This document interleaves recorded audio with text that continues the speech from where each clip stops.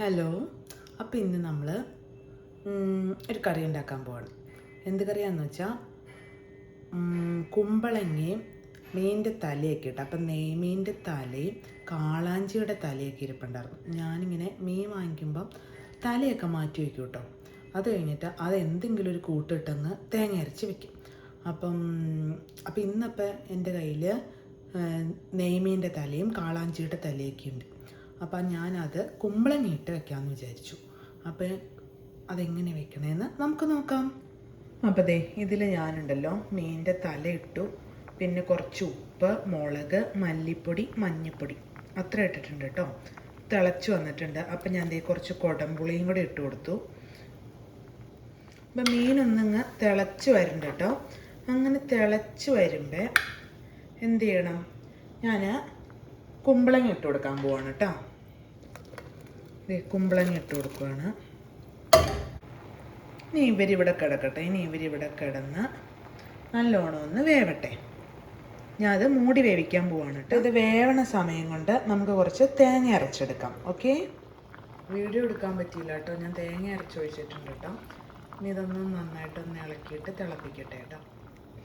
നമുക്ക് വെള്ളം വേണമെന്ന് തോന്നുവാണെങ്കിൽ, ചാറ് കുറച്ചുകൂടെ വേണമെന്ന് തോന്നുവാണെങ്കിൽ നമുക്ക് കുറച്ചുകൂടെ വെള്ളം ഒഴിക്കാം കേട്ടോ. ഞാൻ കുറച്ചുകൂടെ വെള്ളം ഒഴിക്കും, കാരണം അത് ഇരിക്കുമ്പോൾ ഒത്തിരി കുറുകിപ്പോവും.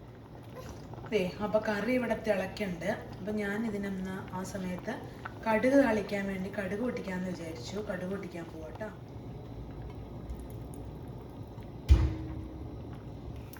കറി ഇവിടെ തിളച്ചുകൊണ്ടിരിക്കണം. കടുക് പൊട്ടണോ, കടുക് പൊട്ടിക്കൊണ്ടിരിക്കുക കേട്ടോ. ഞാനിതൊന്ന് ഇളക്കി കൊടുക്കട്ടെ കേട്ടോ.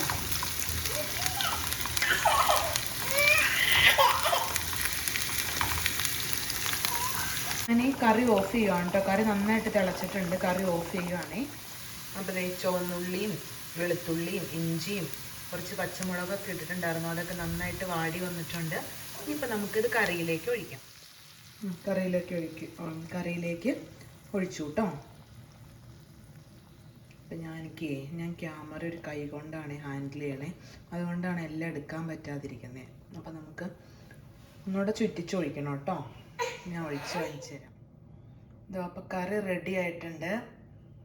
അടിപൊളി ടേസ്റ്റാണ്. അപ്പോൾ ചാള കുറച്ച് വറുക്കാൻ വെച്ചേക്കുണ്ട്. അപ്പോൾ അതും കൂടെ നമുക്ക് വറുത്തെടുക്കുന്നത്. അപ്പോൾ കുമ്പളങ്ങയും മീനും കൂടെ വെച്ചത്, ക്യാബേജ് തോരൻ, ഇടിച്ചക്ക തോരൻ,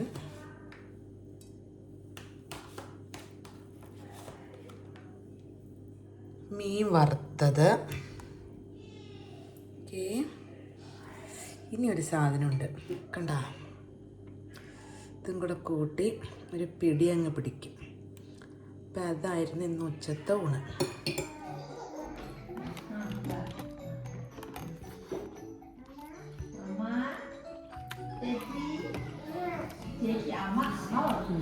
നല്ല ഇടിച്ചക്ക തോരനും മീൻകറിയും മീൻ വറുത്തതും ക്യാബേജ് തോരനും പിന്നെ നമ്മുടെ കണ്ണിമാങ്ങ അച്ചാറൊക്കെ കൂട്ടി അടിപൊളിയായിട്ട്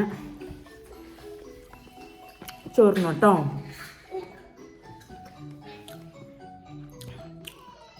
അപ്പം നിങ്ങളെല്ലാവരും ചോറുണ്ടോ?